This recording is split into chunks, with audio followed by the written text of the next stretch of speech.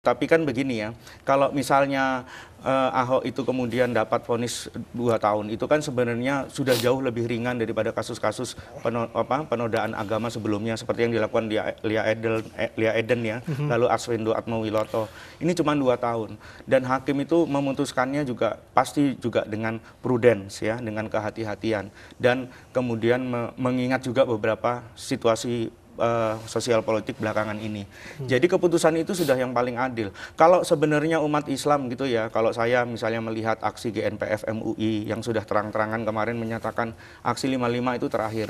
Lalu dia bangkit lagi ya dengan adanya stimulus yang datang dari aksi 1 juta lilin ini bagaimana? Kan nanti juga jadi ricuh dan jadi tidak kondusif dan kasihan Pak Presiden Jokowi ya, dia mengelola pemerintahan gaduh namanya gitu. Nah, Anda sudah sebutkan namanya tadi, Pak Presiden Jokowi.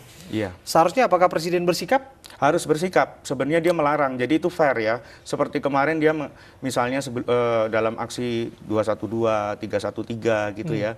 Dan rentetan demo-demo yang terkait penodaan agama itu dia mengatakan menghargailah kebinekaan, hargailah sikap seperti keberagaman. apa harusnya yang diambil oleh seorang presiden untuk paling tidak mendinginkan suasana atau kemudian mempersatukan kembali, merajut kembali friksi-friksi yang ada di grassroots? Menurut saya itu bisa dilakukan oleh Pak Presiden Jokowi dalam kesempatan misalnya ketika berpidato di sebuah acara dan itu tergantung protokoler ya.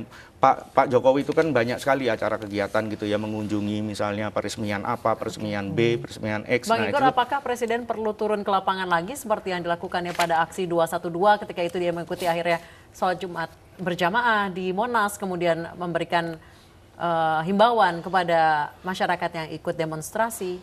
Apakah perlu dilakukan lagi? Sekarang nggak perlu, karena kekuatan masanya jauh lebih besar aksi masa 212 ya, 312 atau GNPF MUI itu lebih besar ya masanya dan lebih berakar gitu ya, sampai kalau aksi ini kan ada sponsornya gitu ya. Aksi 1 juta lilin itu pasti ada sponsornya, jadi ada penggalangan dana, jadi mungkin ada istilahnya uang transport dan sebagainya.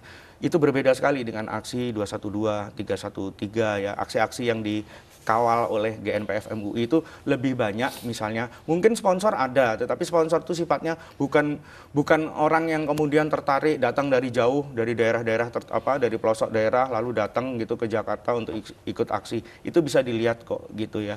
Jadi aroma keikhlasannya itu lebih kepada aksi 212, 312 ketimbang 1 juta lilin ini. Ini cuman reaksi balasan aja dan ini sifatnya justru malah politik gitu.